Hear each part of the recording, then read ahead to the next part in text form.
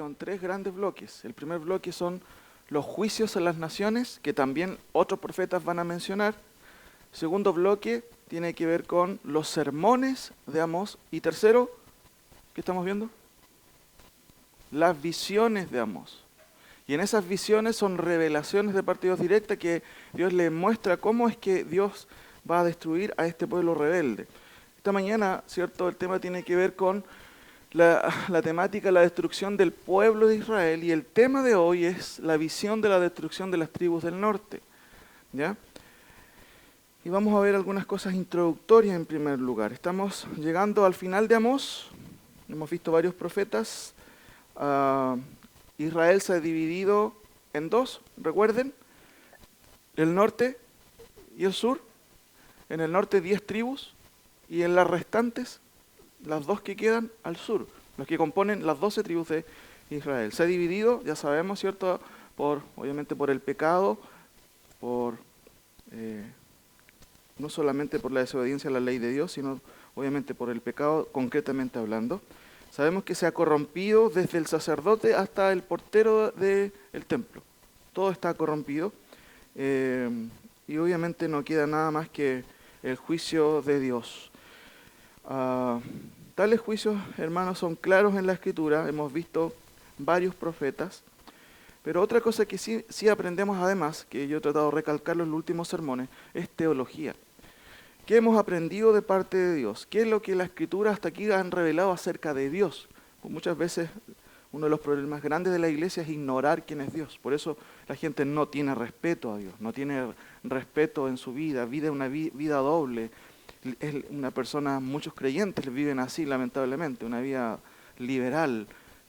No tienen problema con bailar al son de la música secular el viernes por la noche y el domingo en la mañana estar sentados en un templo levantando las manos de otra manera, pero pretendiendo adorar a Dios. Hemos aprendido varias cosas. Primero, que Dios es un Dios celoso. Eso lo revela Joel, Amós, Oseas. Recuerden Oseas, que es muy gráfico el hecho de que su esposa, Gomer, ¿cierto?, llega a ser una prostituta con su vida, pero a través de ese profeta nos muestra el celo de parte de Dios. Por supuesto, Joel también lo revela, Amós. Dios es un Dios celoso. Hemos aprendido que Dios también es un Dios misericordioso, porque siempre Dios espera, ¿cierto?, salvar a su pueblo, y de hecho eso es lo que va a hacer finalmente. Lo hemos visto en Oseas, en Joel, en Jonás. Fíjense que Jonás es enviado ¿a dónde? A Nínive, a un imperio cruel, uno de los imperios más crueles de aquellos días. Pero aún así Dios es misericordioso y quiere la salvación también de aquellos hombres. Muchos de ellos sin duda llegaron a la fe del Antiguo Testamento. Dios también es un Dios temible.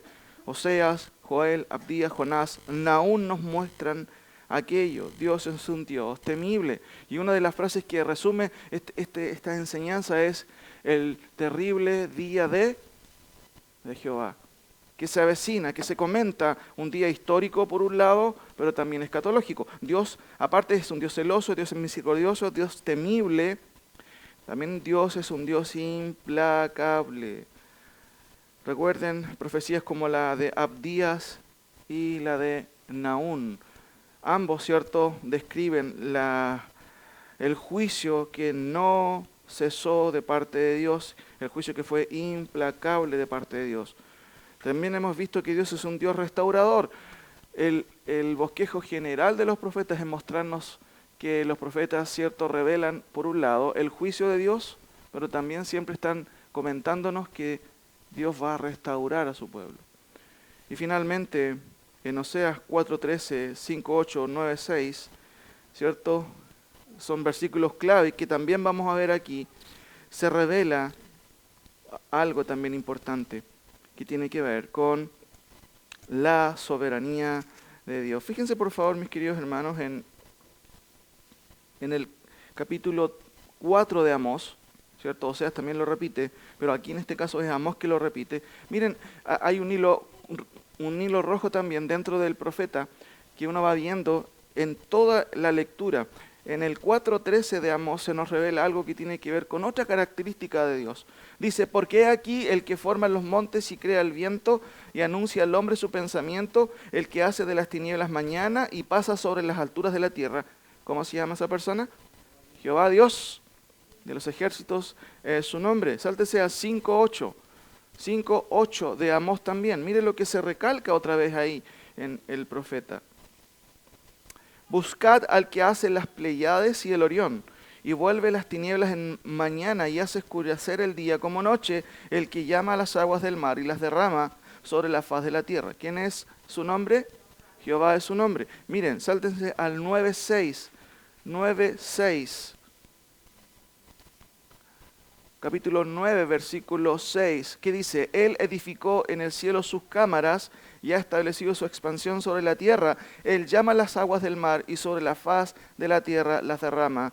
¿Cómo es su nombre?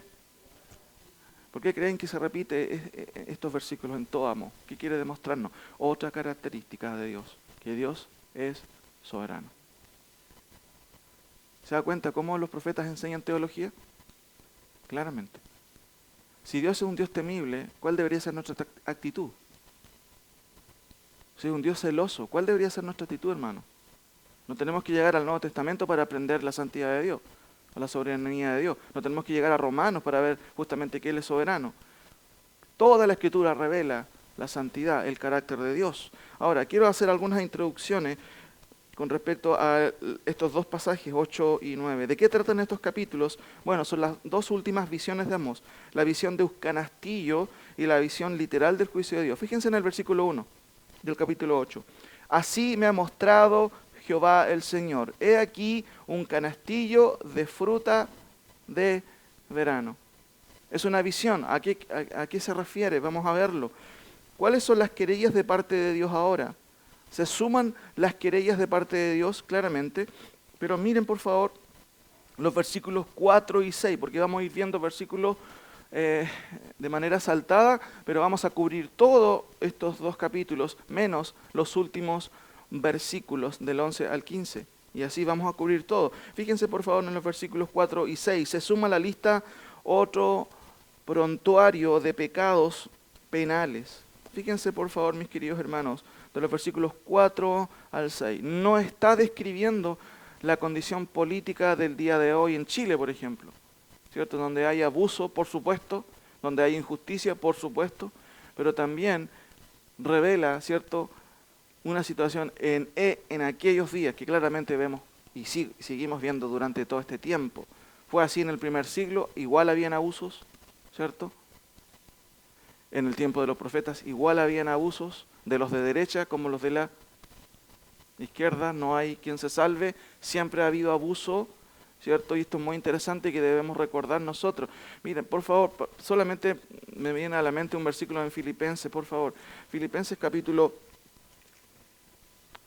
1, 27. Es increíble, hermanos, solamente un paréntesis, muchos creyentes justificando a los vándalos que destruyen todo, con el argumento de, es que estamos sufriendo, es que la gente está sufriendo, es que la gente está sufriendo injusticia social.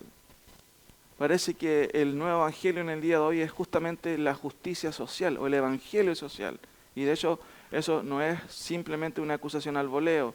Hay autores en el día de hoy en Latinoamérica que se han volcado un poquito, ¿cierto?, a este tema del evangelio social.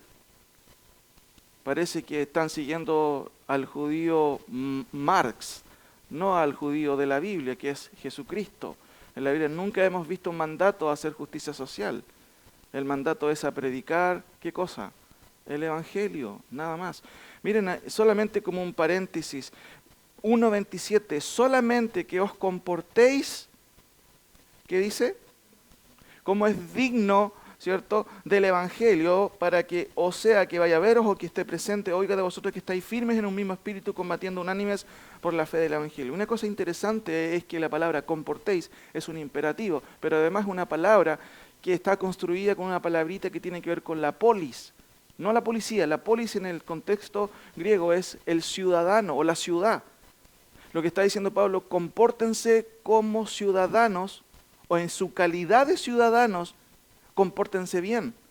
¿Cómo? Como son ciudadanos celestiales. Fíjense, por ejemplo, en el capítulo 3, 20. Si usted es creyente de verdad, ¿dónde está su ciudadanía? Entonces usted está viviendo para hacer sus castillos de, digámoslo así, de dinero, sus grandes cuentas, todas sus metas para vivirlas aquí. Dice, más nuestra ciudadanía está en los cielos, de donde también esperamos al Salvador, el Señor Jesús. ¿Usted sabía que estamos de pasada aquí? ¿Sabía eso? Hermano, estamos de pasada aquí. Entonces, es bueno recordar este pasaje a la luz de todo lo que estamos viendo, que os comportéis como es digno del Evangelio. Nosotros no somos llamados a ser revolucionarios sociales, somos llamados a predicar las virtudes de aquel que nos llamó, ¿cierto? Justamente, que es Cristo.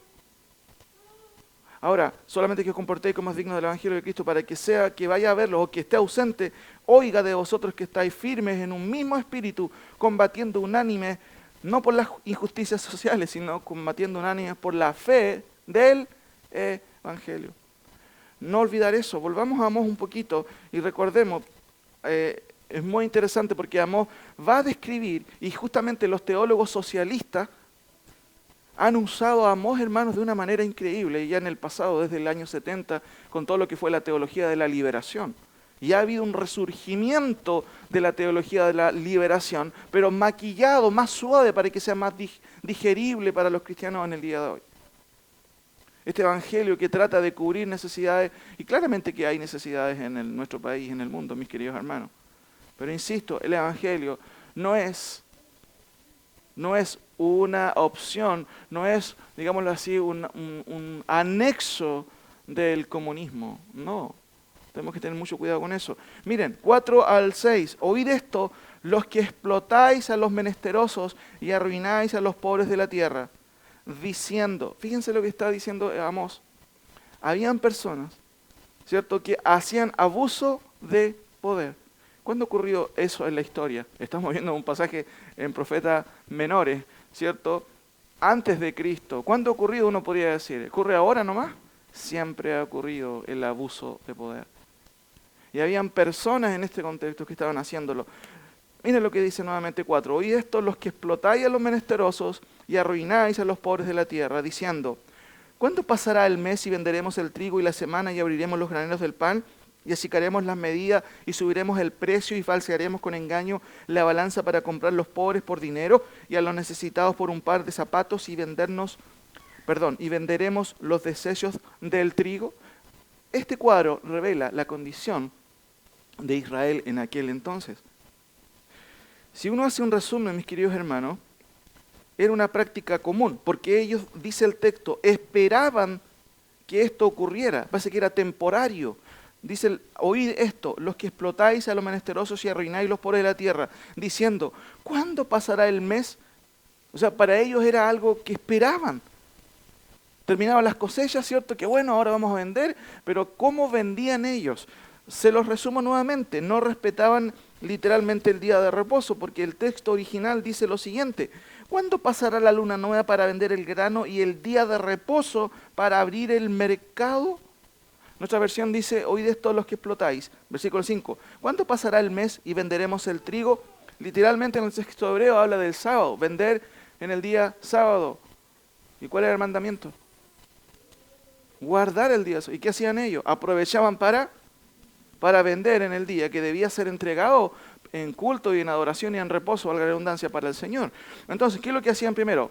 Violaban toda norma religiosa, toda norma de Dios. No importaba trabajar el día domingo en ese sentido, entre comillas, hago un enlace en ese sentido. Por supuesto que en el día de hoy no estamos bajo la ley, mis queridos hermanos.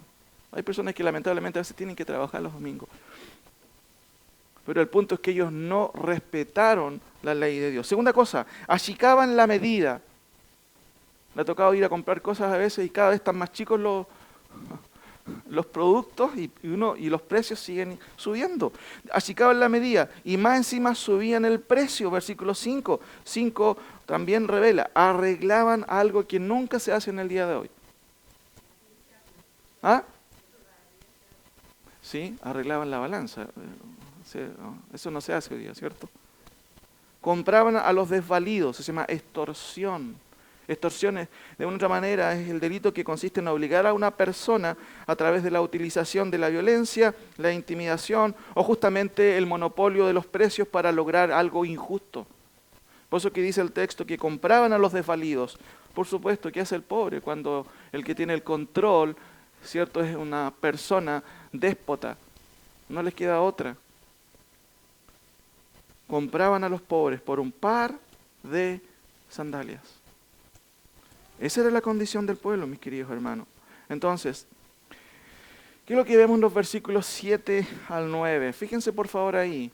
Ese es un preámbulo divino del juicio que se avecina, pero también es un preámbulo del juicio escatológico que aún en nuestro tiempo sigue siendo futuro.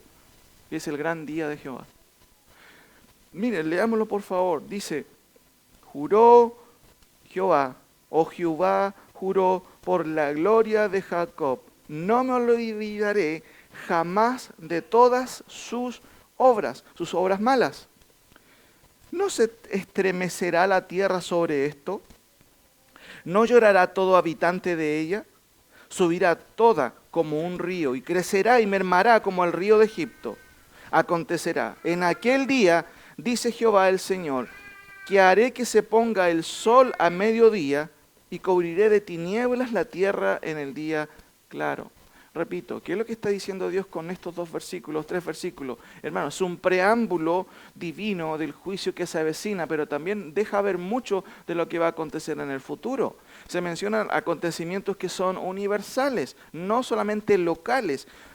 Por supuesto, esto tiene una aplicación directa ahí, porque pasaron 33 años y vino el imperio asirio y destruyó a las tribus del norte. Repito, dice el versículo 8, ¿no se estremecerá la tierra sobre esto?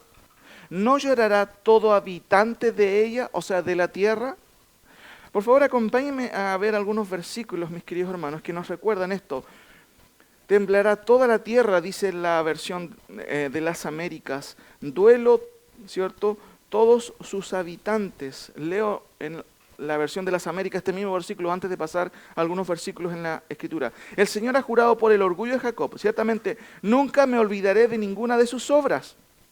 ¿No temblará por esto la tierra y hará duelo todo aquel que habita en ella? Subirá toda ella, la tierra, como el Nilo, el río se agitará y menguará como el Nilo de Egipto.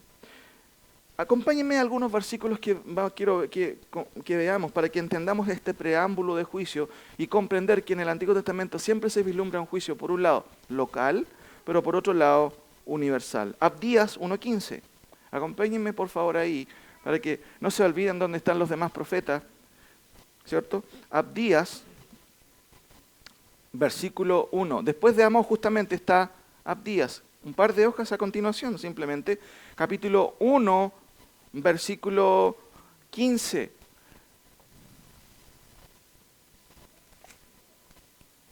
Mire lo que dice el profeta Abdías. Porque cercano está, ¿qué cosa? El día de Jehová. Mire, ¿cómo lo resalta el profeta? ¿Sobre quién? ¿Sobre un grupo de personas ahí en el Oriente Medio? ¿Por un grupito, por un pueblo ahí? Sobre todas las naciones. Sáltese a Joel capítulo 2. Joel capítulo 2. Joel capítulo 2, retroceda. Está Joel, Amós. Joel, Amós, Abdías. Joel capítulo 2. Joel vislumbra y uno de los profetas que describe mucho el día de Jehová que hemos estado estudiando. Pero mire lo que dice acá. Capítulo 2, versículo 1. Tocad trompeta en Sión. No es una fiesta. Esa trompeta es de juicio. Es de alarma. Tocad trompeta en Sión. ¿Dónde está Sión? Jerusalén, ¿cierto? Y dad alarma en mi santo monte. Tiemblen, ¿quiénes? Todos los moradores de la tierra. ¿Por qué razón tengo que temblar, Joel? Porque viene el día de Jehová. Porque está cercano. ¿Se acuerda que Pedro alude a quienes se burlan y dicen, hay algunos que dicen, ¿cuándo va a venir el juicio de Dios? ¿Se acuerdan qué es lo que dice Pedro? Dice, no se equivoquen. Para el Señor un día es como 1000 años y 1000 años como un día. ¿Por qué? Porque siempre está latente esto de, está cerca el día de Jehová, está cerca el día de Jehová. ¿Pero cuándo va a venir? No, cuidado, cuidado. Sáltense a Joel capítulo 3. Joel capítulo 3. Joel capítulo 3, versículo 1 y 2. Porque he aquí que en aquellos días, esta frase es muy importante, y en aquel tiempo en que haré volver la cautividad de Judá y de Jerusalén. Uno puede pensar, claro, esto es, Israel va a volver después de los 70 años de exilio. Sí, va a volver. Históricamente eso se cumple. Pero el profeta está vislumbrando un acontecimiento aún mucho más futuro. Miren lo que dice el 2. Reuniré ¿a quién? A todas las naciones, no solamente a Babilonia, a Siria y a Israel, que son los actores en los exilios que revela el Nuevo Testamento. Aquí se habla de todas las naciones.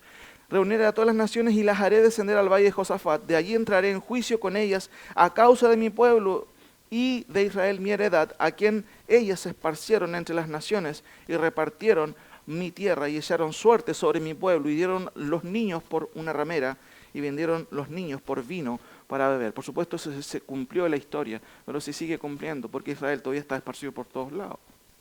Pero el énfasis aquí es que reuniré a todas las naciones. Por favor, sáltense a Sofonías.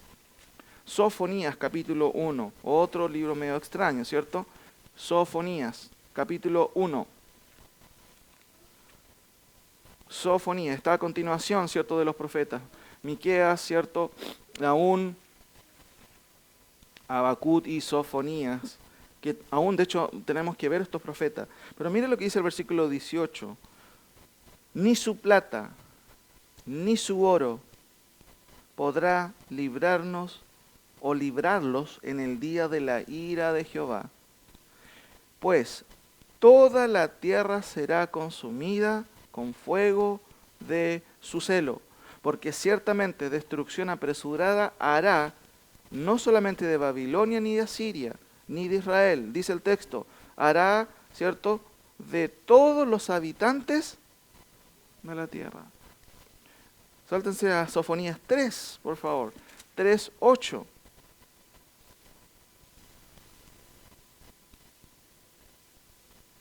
Uno puede pensar, bueno, ¿cuándo va a haber justicia? Vemos todas estas injusticias en nuestros países, ¿cierto? En Chile, todo lo que está ocurriendo.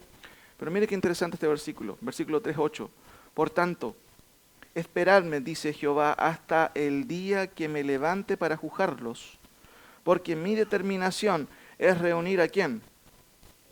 Otra vez, a las naciones, juntar los reinos, para derramar sobre ellos mi enojo, todo el ardor de mi ira, por el fuego de mi celo será consumida toda la tierra. Eso es determinación de Dios, eso es lo que Dios ha determinado. Ahora, por favor, sáltense a Ageo, por favor. Ageo, esta continuación de Sofonías. Ageo capítulo 2, 6 y 7. Ageo 2, 6 y 7. ¿Lo encontraron? Mira lo que dice. Porque así Jehová de los ejércitos, de aquí a poco yo haré temblar los cielos y la tierra, el mar y la tierra seca. ¿Qué parece? ¿Parece un juicio local o parece un juicio universal? Universal. Dice el versículo 7, y haré temblar, miren, a todas las naciones. Pero aquí viene otra cosa. Y vendrá el deseado de todas las naciones, y llenaré de gloria esta casa. ¿Cuál casa? Está hablando del templo en ese contexto. Un templo que fue destruido, el segundo templo. Llenaré de gloria esta casa, ha dicho Jehová de los ejércitos. Mía es la plata y mío es el oro, dice el Señor, o dice Jehová de los ejércitos. La gloria postrera de esta casa será mayor que la primera, ha dicho Jehová de los ejércitos. Y daré paz en este lugar, dice Jehová de los ejércitos. Hermanos, recuerden que vamos a ver eso hoy, el templo de Jerusalén va a ser destruido. Fue destruido, pero aquí vislumbra algo aún futuro. Aún futuro. Por favor, vamos a Mateo 24. Solamente estoy haciendo algunas introducciones. Mateo 24 para ir y desarrollar el tema que nos queda. Mateo 24, por favor. Mateo 24. Mateo 24. Fíjense por favor el versículo 21. Jesucristo está describiendo, respondiendo a algunas preguntas que los discípulos le hacen en el versículo 3. Jesús en el versículo 1 dice: cuando Jesús salió del templo y se iba acercando sus discípulos para mostrar los edificios del templo, respondieron él y les dijo: ¿veis todo esto? De cierto os digo que no quedará aquí piedra sobre piedra que no sea derribada. Y estando él sentado en el monte de los olivos, los discípulos se acercaron aparte diciendo: dinos, ¿cuándo serán estas cosas y qué señal habrá de tu venida y del fin del siglo? Las preguntas tienen que ver con el final del siglo. Tienen que ver con cuando Él venga. Y Él describe todo lo que va a acontecer. Y justamente Él dice: oiréis de guerra y de rumores de guerra. Eso ha acontecido siempre, hermano, en este tiempo. Desde Cristo en adelante habrá terremotos, dice el texto. Pero llega un clímax todo esto en el versículo 21. Porque dice el texto: porque habrá entonces, ¿qué dice? Gran tribulación, cual no la ha habido desde el principio del mundo hasta ahora, ni la habrá. Esa gran tribulación es diferente a todas las tribulaciones que la iglesia o el mundo ha sufrido. El texto está en claro y Jesús está en claro, dice que antes no ha habido nunca una gran tribulación como esa, pero después de eso ¿va a haber otra? No, eso marca un antes y un después en la escatología. No va a haber una tribulación más grande como esa. Ahora, por favor, noten, mis hermanos, en el 29, cómo sigue Jesucristo explicando. Inmediatamente después de esa tribulación, ¿cuál tribulación? La gran tribulación. Dice, inmediatamente después de la tribulación de aquellos días, el sol se oscurecerá y en la luna no dará su resplandor y las estrellas caerán del cielo, ¿cierto? Y las potencias de los cielos serán conmovidas. Entonces, en ese contexto, aparecerá la señal del Hijo del Hombre en el cielo y entonces lamentarán, ¿quiénes? Todas las tribus de la tierra, ¿cierto? Y verán al Hijo del Hombre viniendo sobre las nubes. ¿De qué manera? Ya no va a venir en un asno. ¿Cómo va a venir? Con gran poder y con gran gloria. Ahora, sáltense el último versículo en Apocalipsis capítulo 3, por favor. El último versículo que estamos haciendo como introductorio en esta primera parte de este sermón de esta mañana. Fíjense por favor en el Apocalipsis, el último libro de la Biblia, del Nuevo Testamento. Apocalipsis capítulo 3.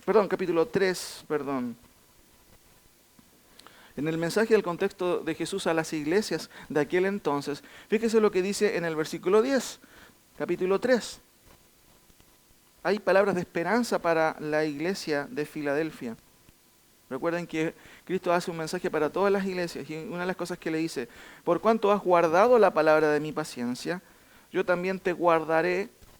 Interesante esto, no dice en. ¿Cuál es la preposición que se usa? De. No dice yo te voy a guardar en la prueba, te guardaré de la prueba. Es una preposición en griego ex, que significa fuera. Te voy a sacar de ese problema. Eso es lo que define esa preposición. Interesante. Te guardaré de la hora de la prueba. ¿Cuál prueba, Señor? Si toda la vida hemos tenido prueba. ¿Y qué dice el texto? De la hora de la prueba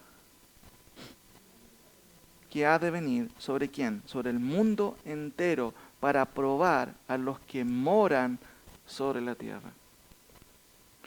Volvamos por favor, mis queridos hermanos, a Amós. Miren lo que dice nuevamente los versículos 7, 8 y 9.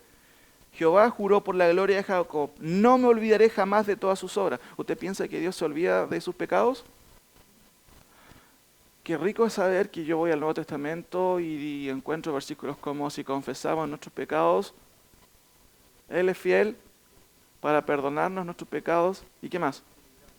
Él no está diciéndonos: tú cometiste este error, tú cometiste este pecado, te voy a sacar en cara esto. ¿Quién hace eso? ¿Saben qué hace? ¿Quién hace eso? Satanás hace eso. Satanás es el acusador. Por supuesto, Él es el que nos acusa constantemente. Por eso tengamos cuidado de no hacer la obra de Satanás. Si confesamos nuestros pecados, Él es fiel y justo. ¿Para qué? Para perdonarnos y limpiarnos de toda maldad. Ahora, noten por favor, sin embargo, Dios no se olvida de la maldad y toda maldad tiene consecuencias. Por eso es que el texto dice, ¿no se estremecerá la tierra sobre esto? Eso nos recuerda ¿qué cosa? Que Dios va a tratar solamente con Israel. Hemos leído todos estos versículos. Dios va a tratar con todas las naciones y con todos los pecados. Y hay un día en que Dios va a tratar con ellos. En el Antiguo Testamento se define como el gran día de Jehová. Ustedes van a quedar hasta aquí con el día de Jehová, pero tienen que tener claro eso, porque cuando vayamos al Nuevo Testamento, vamos a estudiar de vuelta, después de que pasamos por todos los profetas, una de las epístolas que tratan el tema escatológico y que de una u otra manera, ¿cierto?, nos ayudan a entender estas distorsiones de la escatología, de los que creen que la iglesia va a pasar por la tribulación, entre otras cosas, de los que niegan un reino milenial. Las epístolas a los tesalonicenses, ¿cierto?, son clave. Entonces, la ruta de estudio vamos a llegar ahí, pero sin antes haber entendido, ¿cierto?, sin antes haber entendido el mensaje del Antiguo Testamento. Ahora, notemos por favor, dice el texto ahí, ¿no se estremecerá toda la tierra sobre esto? ¿No llorará todo habitante de ella? ¡Wow! Esto nos recuerda que Dios está vislumbrando un juicio terrible futuro, escatológico, pero también tiene que ver con lo que le va a pasar ahora a las tribus del norte por ser rebeldes. Ahora, continúo hablando, mis queridos hermanos. Tenemos entonces la introducción que ya lo hemos visto, y lo que vamos a ver ahora es que Dios revela la destrucción de ¿qué cosa? ¿Ven ahí? Del templo de Samaria. Segundo, la destrucción de la religión de Samaria. Y tercero, la religión de, la destrucción de los impíos de Samaria. Así se divide estos dos pasajes y vamos a verlo en este momento. Leamos por favor el versículo 9 del capítulo 9, porque esto es lo que resume el juicio de Dios. Versículo 9 del capítulo 9. Miren por favor lo que dice ahí. Porque, he aquí, yo mandaré y haré que la casa de Israel sea zarandeada entre todas las naciones, como se zarandea el grano en una griva y no cae un granito en la tierra. Cuando yo era joven, tenía 18, hace como 5 años atrás más o menos, iba a la casa de mis abuelos y mis abuelos tenían una habitación especial en el campo y era una especie como de malla y ahí nacía el trigo. Y muy interesante porque zarandeaban. ¿Sabe lo que es zarandear? Es mover. Y no caía ni un trigo al suelo. Y todo el trigo, ¿cierto? Era muy interesante porque el trigo quedaba y ¿sabe lo que caía? La basurita, pero tiene otro nombre, no sé, el pellejito del trigo. Miren, esa es la figura que usa el profeta, pero ¿para qué? ¿A quién va a zarandear Dios? Miren, porque he aquí, yo mandaré y haré que la casa de Israel, ¿quién es la casa de Israel? Israel, pero en este caso las tribus del norte. ¿Qué va a hacer Dios? La voy a zarandear. ¿Cómo? Voy a usar las naciones para ello, eso es lo que está diciendo. Ahora, ¿cómo lo hará? A través de la destrucción de las tribus del norte, pero también a través de la destrucción de la organización política, geográfica y de gobierno. La visión del canastillo de fruta. Volvamos por favor al versículo 2. Miren lo que dice el Señor. Y dijo, ¿qué ves, Amos? Recuerden que estas son revelaciones, son visiones. Y Dios le dice a Amos, ¿qué ves? Y respondió, veo un canastillo de fruta de verano. Y me dijo, 2 puntos. Ha venido el fin sobre mi pueblo Israel, no lo toleraré más. Ya basta. Está bueno. Otra versión dice lo siguiente. Ha llegado el tiempo de que Israel caiga como fruta madura. La fruta madura cae por sí sola. En cierto sentido es una manera de describir, ¿cierto?, esta cesta de fruta de verano, ¿cierto?, que justamente está madura. Ahora, miren lo que dice por favor, mis queridos hermanos, y leo a continuación los versículos 3. Miren, y los cantores ¿de qué? Del templo gemirán en aquel día, dice Jehová el Señor, muchos serán los cuerpos muertos y todo lugar los echarán fuera en silencio. Ahora, Notemos por favor esto, porque se habla del templo. ¿Qué templo? Recuerden que hay, en el contexto del Antiguo Testamento, el primer templo fue construido ¿por quién? ¿Se acuerdan? Salomón. David quería hacerlo, pero no pudo porque tenía sus manos llenas de sangre. Entonces Salomón construye ese templo. Pero también hay un segundo templo que es construido posteriormente. Recuerden que este primer templo va a ser destruido. Pero este templo no está en Samaria, este templo está en Jerusalén. ¿Por qué dice el punto la destrucción del templo en Samaria? Voy a explicarlo a continuación.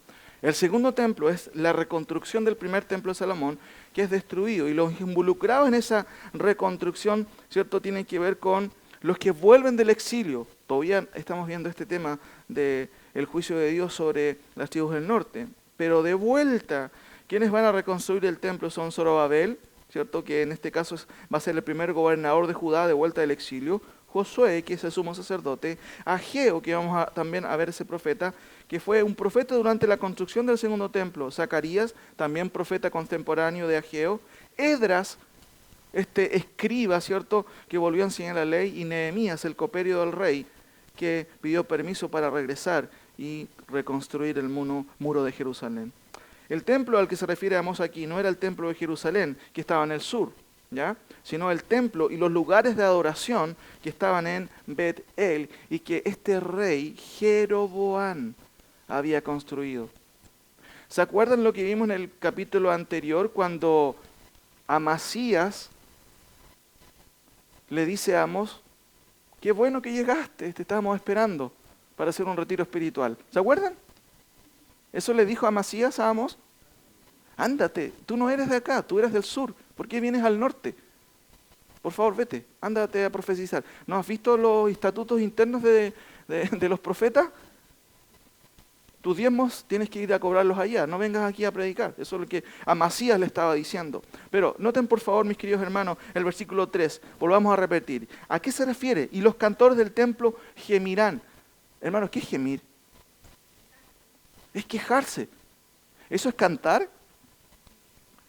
Ellos cantaban lindo en el templo, pero dice el profeta: ustedes ya no van a cantar más, ustedes van a gemir. ¿Y qué es gemir? Hermanos, es quejarse por el sufrimiento. Es como decir, es como Dios está diciendo: los quiero ver. Ahora cantan, sí cantan re lindo. Pues va a llegar un día donde ustedes no van a cantar, van a gemir en aquel día. Y además agrega el texto, miren: y los cantores del templo gemirán en aquel día. Aquel día es una referencia siempre escatológica, pero también temporal. Aquel día, ¿cuándo? Cuando venga el imperio que los va a deportar. Aquel día, dice Jehová el Señor: muchos serán los cuerpos muertos, en todo lugar los echarán fuera en silencio. Va a quedar, como dice, vulgarmente se dice, o en este caso informalmente, la tendalada. Porque van a morir muchos. Los músicos, ¿cierto?, especialmente sus instrumentos van a ser destruidos. Ya no van a poder tener oportunidad para cantar. Van a gemir. Note por favor ahora el 9.1, porque es el texto paralelo al 8.3. Mire cómo empieza diciendo Amós: vi. ¿Por qué dice vi? Eso es la visión. No es que está viendo literalmente, está viendo una visión que va a ocurrir. Vi al Señor que estaba sobre el altar y dijo: derriba el capitel y estremézcanse las puertas y haz los pedazos sobre las cabezas de todos, y al postrero de ellos mataré a espada, no habrá de ellos quien huya ni quien escape. Aunque cavasen hasta el Seol, de allá los tomará mi mano, y aunque subiesen hasta el cielo, de allá los haré descender. ¿Qué es lo que está describiendo Amós? La destrucción de los lugares religiosos. ¿Dónde? En Samaria. En donde reinaba Jeroboam, en donde estaba este sacerdote, ¿cierto?, corrupto de Amasías. Eso es lo que está diciendo. Amós ve que se están destruyendo los lugares, y en este caso el templo. Había más de, no era obviamente un templo esplendoroso el que había en Samaria. Había lugares altos en donde se habían usado justamente, y antes se usaban para adorar a los ídolos, y de hecho eso es lo que hacían ellos.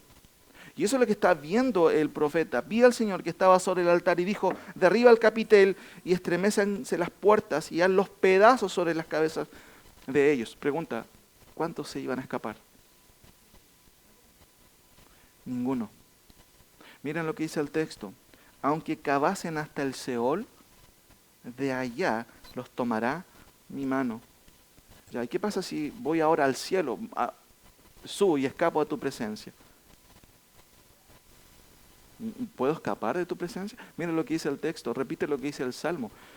Aunque cavasen hasta el Seol, de allá los voy a tomar. Y aunque subieren hasta el cielo, de allá los haré descender. La destrucción del templo en Samaria. No va a quedar nada, nada, nada.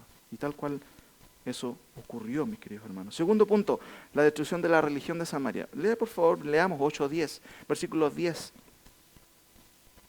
del capítulo 8. Y cambiaré vuestras fiestas en lloro y todos vuestros cantares en lamentaciones, y haré poner cilicio sobre todo lomo, y que se rape toda cabeza, y la volveré como el llanto de unigénito, y su postrimería como día amargo.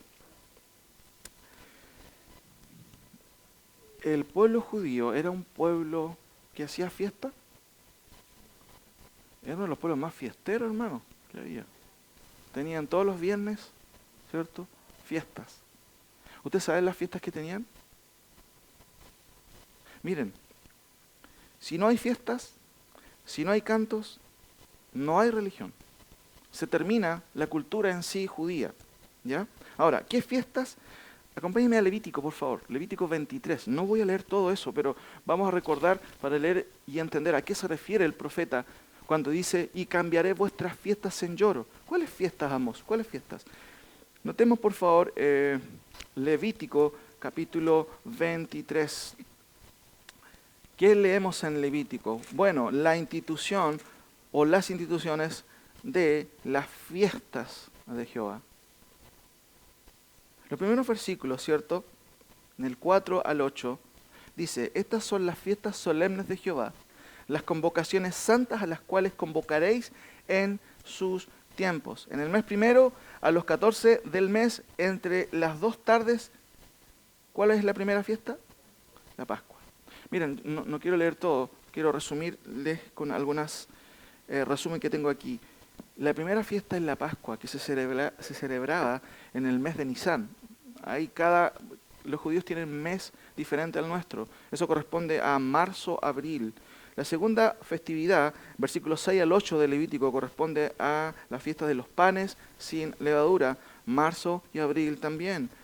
Tercera fiesta, las primicias, versículos 9 a 14 de Levítico, corresponde también justamente al último mes de abril. Pentecostés, la cuarta fiesta de Israel, mayo y junio. Las fiestas de las trompetas, septiembre, octubre.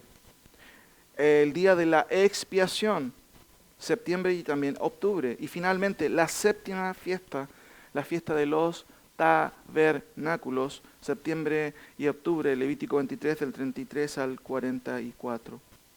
Estas 7 fiestas cubrían literalmente casi todo el año. Cuando el profeta dice, y cambiaré vuestras fiestas en lloro, ¿qué es lo que está diciendo? Sí, miren, el juicio viene con la destrucción del templo, ¿ya? Con los lugares que se habían construido para ahora. Pero esa es una cosa. La segunda cosa es la destrucción de la religión de Samaria. ¿Qué pasa si se destruye la religión?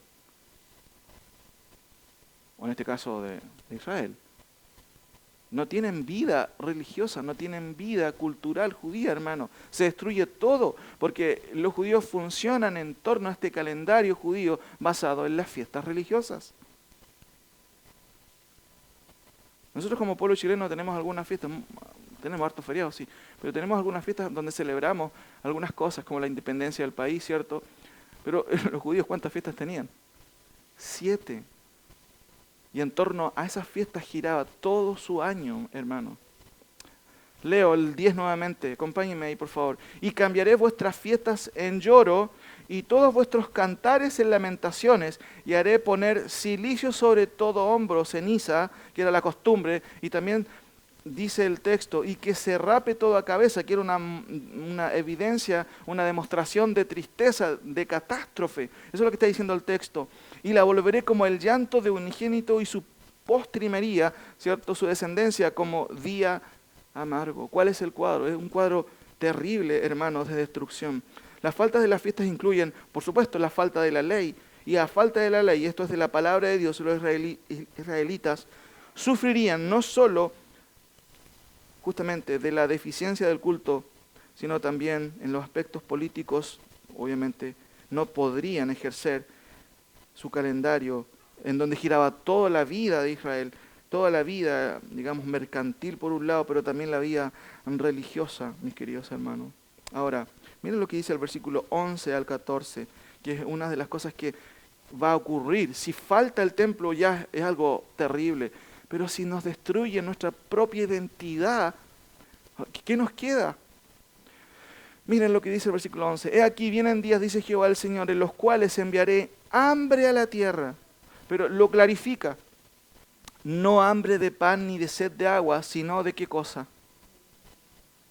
Por supuesto, si se acaban las fiestas que están involucradas también con la agricultura, pero también las fiestas de Israel no solamente eran fiestas seculares, estaban entremezcladas, ¿cierto?, con el culto al Señor. Cada fiesta tiene un principio, ¿cierto?, un principio escritural y divino acerca de quién es Dios. Recuerden que la Pascua, ¿cuál es el énfasis de la Pascua? ¿Celebrar qué cosa? La liberación del pueblo de Egipto, de la esclavitud de Egipto. Cada fiesta tiene una implicancia espiritual, pero no iba a haber más fiestas, se acabó, dice Dios, está bueno, basta. Ahora, he aquí vienen días, dice Jehová el Señor, en los cuales enviaré hambre a la tierra, no hambre de pan ni de sed, sino de oír de la palabra. E irán errantes de mar a mar, desde el norte hasta el oriente, descubrirán buscando palabra de Jehová y no la hallarán. En aquel tiempo las doncellas hermosas, las jovencitas y los jóvenes desmayarán de sed. Contexto, ¿cuál sed? De la palabra. Los que juran por el pecado de Samaria y dicen, por tu Dios Odán y por el camino de Berseba caerán y nunca más se levantarán. Esto recuerda lo que dice 6.1. Miren lo que dice el capítulo 6, versículo 1. Ay de los reposados. ¿Quiénes son los reposados? Los que nunca reaccionan, hermano. Los que nunca se dan cuenta. Estoy mal. Los reposados son los que viven en la corrupción, pero no quieren cambiar. Dice el texto, hay de los reposados en Sion y de los confiados en... No, si no nos va a pasar nada. No nos va a pasar nada. Eso es lo que está diciendo el texto. Los que juran por el pecado de Samaria y dicen, por tu Dios, Odán, y por el camino de Berseba. Bueno, estos mismos corruptos van a caer y nunca más se van a levantar. Nunca más. Ahora, ¿qué echarían de menos? Dice el texto, los israelitas. ¿Qué cosa? La palabra de Dios, ¿cierto? Porque no habría palabra. Se acaba el templo, se acaba el sistema sacerdotal, el sistema de los profetas, se acaban también las fiestas, porque estamos viendo que la religión se acaba, la religión se basa en todo el sistema que tienen ellos, ¿cierto? Basado en las 7 fiestas anuales, se acaba eso, no hay palabra. Pero hermanos, ¿qué echaría de menos usted si no estuviera este templo? Esa es mi pregunta, ¿qué echaría usted de menos? Y esto puede ser contraproducente, porque muchas veces nosotros echamos de menos no la palabra, sino la religiosidad que incluye tener un templo. ¿Cuántas personas están cómodas en un templo? ¿Por qué? Porque hay buena música, porque el pastor es amable, porque celebramos sus cumpleaños con tortas, porque tenemos hartos sociales, pero muchas veces no tiene que ver con que deseamos la palabra. Les aseguro que Israel deseaba y tenía hambre, sí, lo vamos a ver en Nehemías y en Esdras después, que muchos de ellos, no eran todos impíos, había un remanente siempre que quiso obedecer al Señor. Pero no nos confundamos, hermano. No nos confundamos. Es popular en el día de hoy, ya siendo popular, algo que es necesario, tener una iglesia bíblica. Todos quieren tener una iglesia bíblica. Pero hermano, usted no basa su relación con el Señor en asistir a una iglesia bíblica, sino en si se somete o no, justamente a la palabra del Señor. No nos confundamos en eso. Yo a veces me pregunto, ¿por qué a veces iglesias donde la palabra del Señor no es lo principal, está lleno? Díganme ustedes por qué. Por la religión.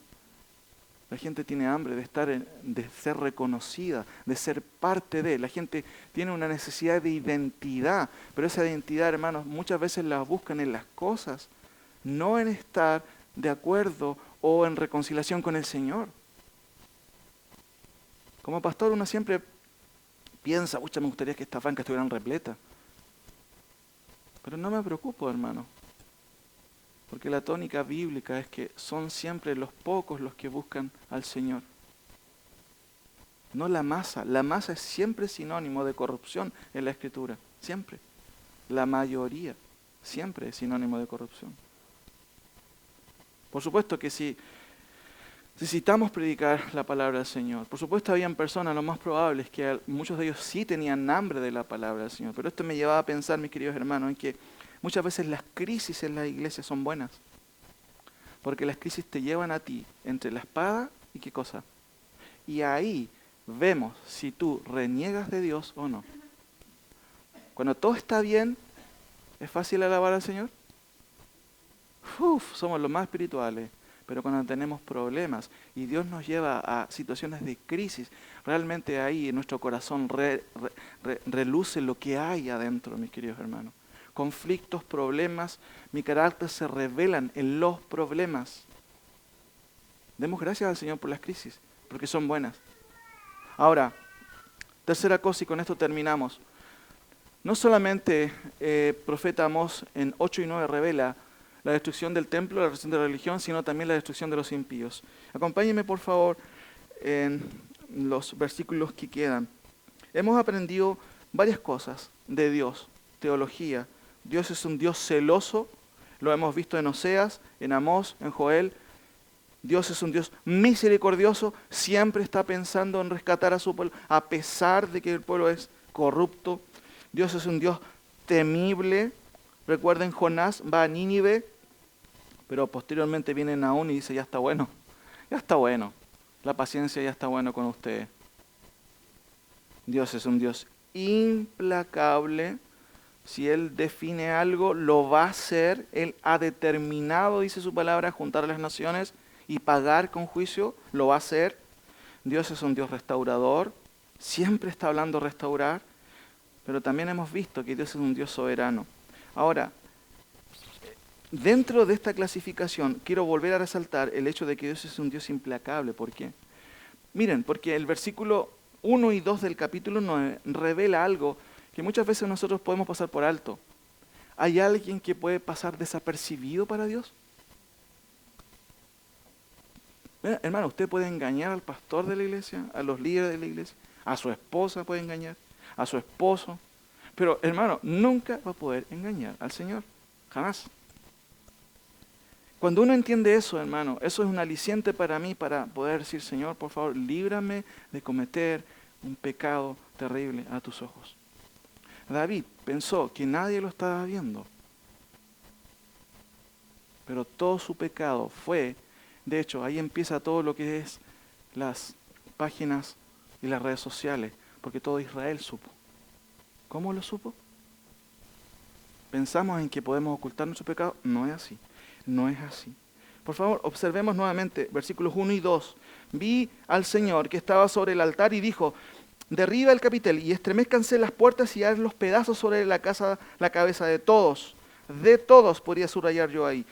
Y al postrero de ellos mataré a espada. No habrá de ellos quien huya ni quien escape. Aunque cavasen hasta el Seol, de allá los tomará mi mano. Y aunque subiesen hasta el cielo, de allá yo los voy a tomar. Miren lo que dice el versículo 3. Si se escondieran en la cumbre del Carmelo, allí los buscaré y los tomaré. Y aunque se escondieran de delante de mis ojos en lo profundo del mar, allí mandaré a la serpiente y los morderá.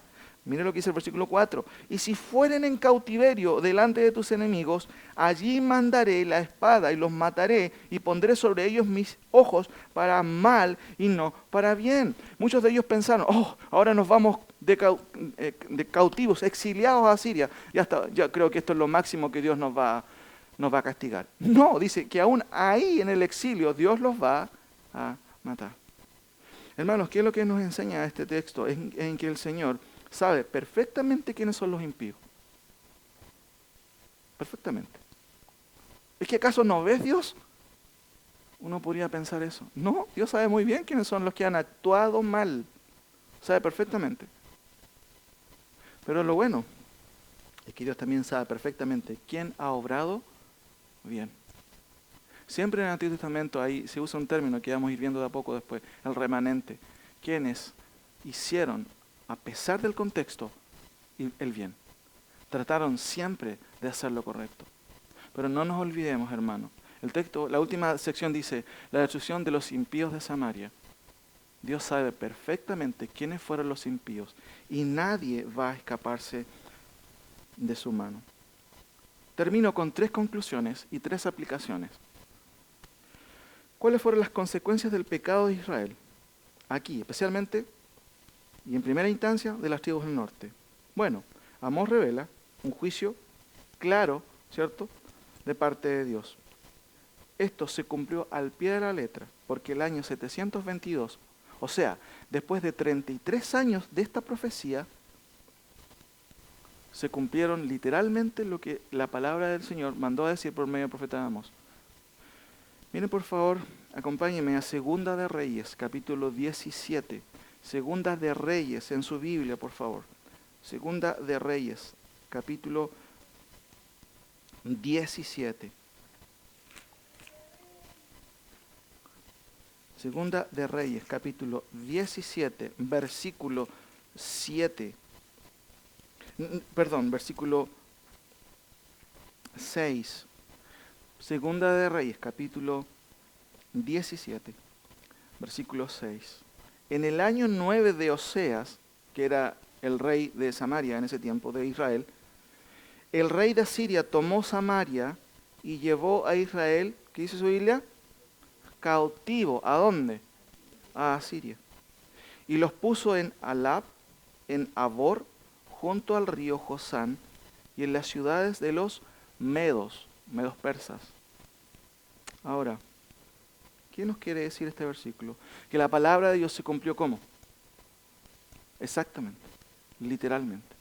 Segunda pregunta, ¿cuáles fueron los pecados de Israel? Miren, del versículo 7 al versículo 23 hay una lista de pecados. No la lea, voy a hacer un resumen. En 13 pecados penales, digámoslo así. Dejaron de temer a Dios, al verdadero Dios, y comenzaron a temer a los dioses. 2, anduvieron en los estatutos de las naciones paganas. Tercero, hicieron cosas secretas ante Dios. Construyeron templos idolátricos para otros dioses. Construyeron estatuas e imágenes de dioses falsos. Dieron adoración a los ídolos. Sirvieron a los ídolos. Desobedecieron la voz de Dios por medio de sus profetas. Desecharon la palabra de Dios y los estatutos de Dios. Se volvieron duros de cerviz. Cerraron sus cabezas, sus molleras. No entendieron. Siguieron los patrones paganos. Entregaron sus hijos en sacrificio a los dioses paganos. Y más encima, se entregaron a los adivinos. Ese es el prontuario, de acuerdo a 2 de Reyes capítulo 17, versículos 7 al 23. Usted lo puede resumir y leer en casa. Hermanos, pregunto, ¿cuál fue el resultado del exilio políticamente y culturalmente hablando? Miren el versículo 24. ¿Qué hacían los imperios en ese entonces? Siempre, hermanos, y esto era una política transversal en los imperios, siempre se llevaban al exilio. ¿A quiénes creen ustedes? ¿A los peores del pueblo o a los mejores? Por supuesto. Siempre se llevan a los mejores. ¿Y a quiénes dejaban? A los que no podían ser un aporte para ese imperio.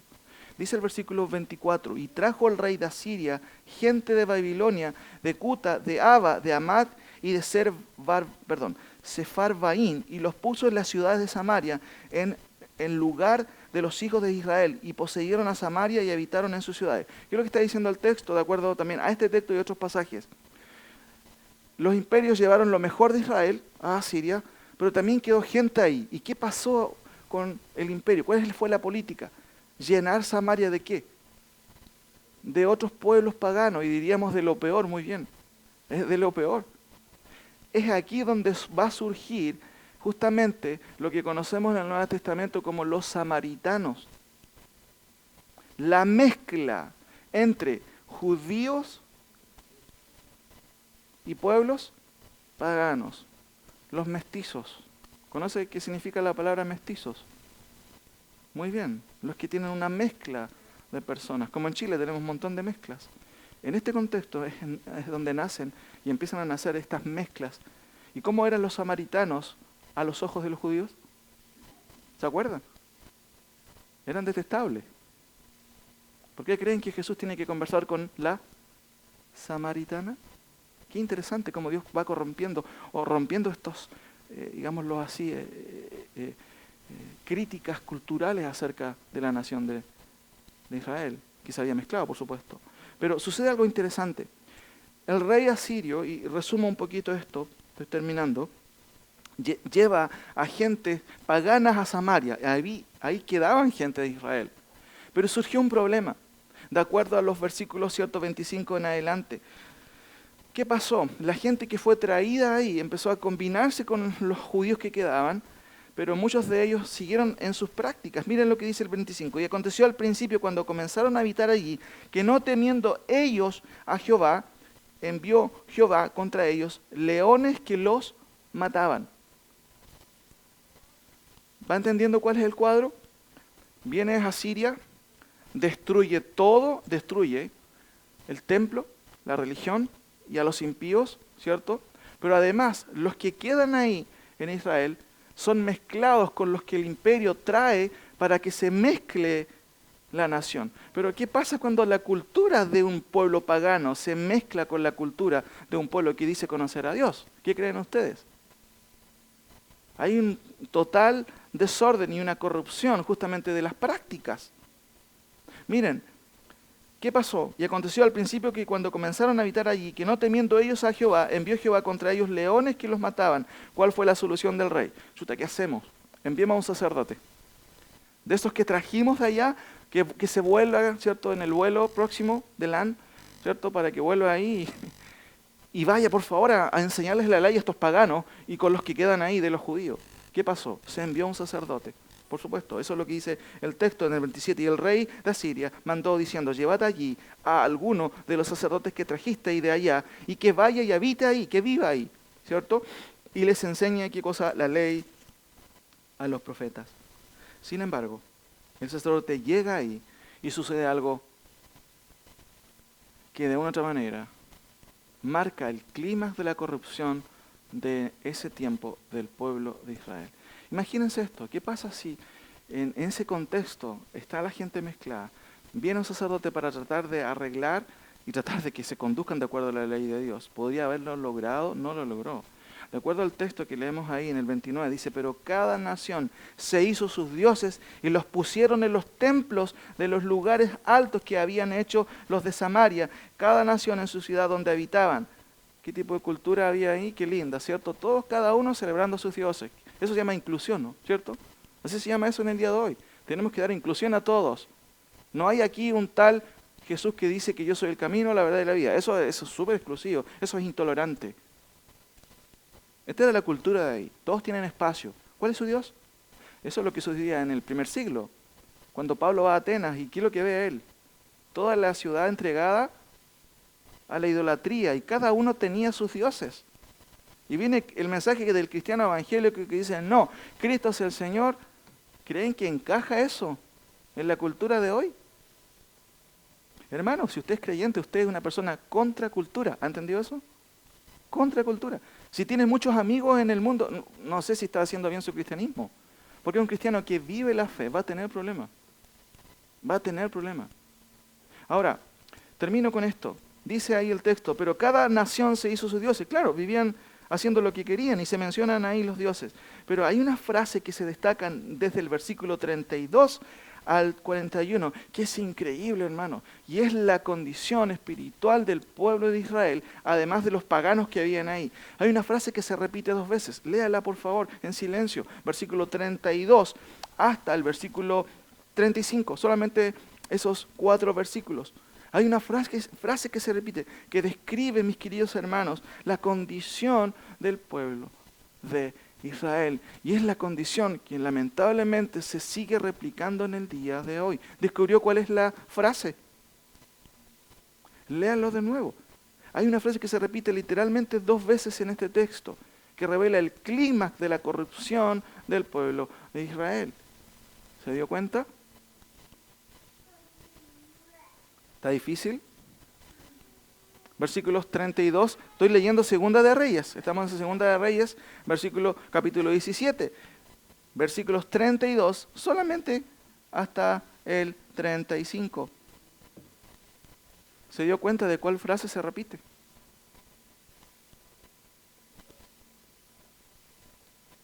Versículo 32.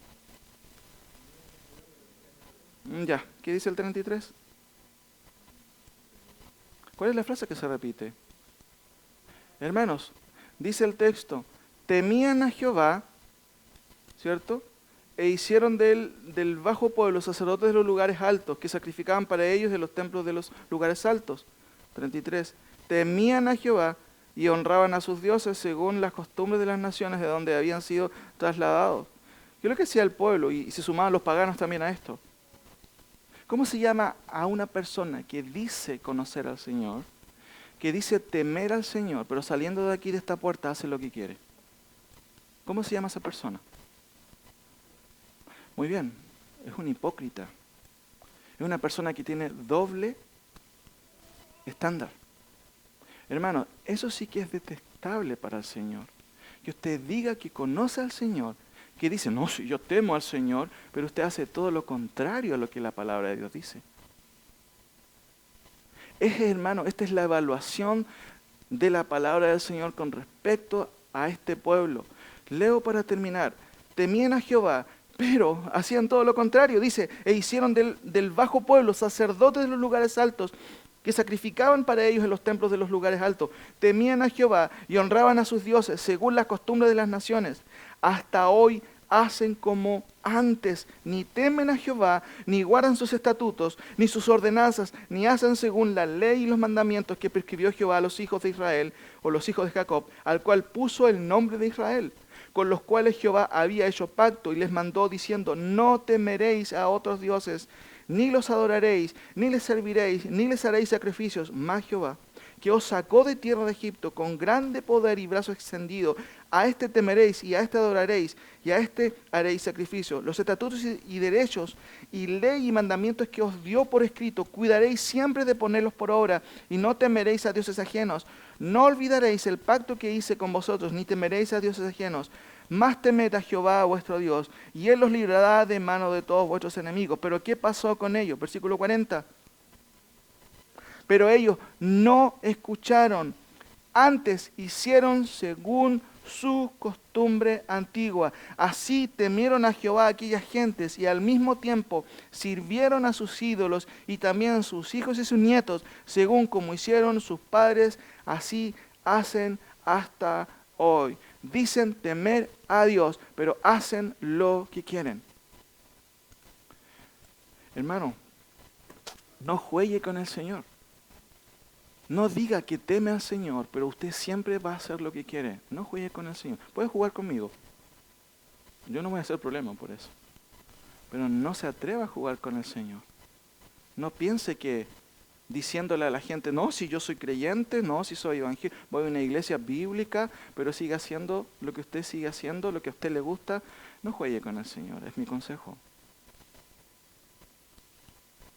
Ahora, a pesar, mis queridos hermanos, a pesar de que el juicio vino y Dios paga con justicia a los pecadores, a pesar de eso, Dios muestra su misericordia. Dios muestra su misericordia y específicamente en el contexto del Antiguo Testamento lo hace porque Israel, a pesar de que es un pueblo un desastre, igual como muchas veces lo somos nosotros, a pesar de eso, Dios es su pueblo. Y dice Dios en su palabra que Él va a restaurar a su pueblo. Y eso es lo que Dios dice claramente. Fíjense por favor, en los versículos 11 hasta el 15, que es la última sección del profeta. Mi pregunta, ¿qué nos enseña Dios acerca de su restauración, de la restauración del pueblo de Israel en estos capítulos, en estos versículos? Lo veremos en un próximo tema.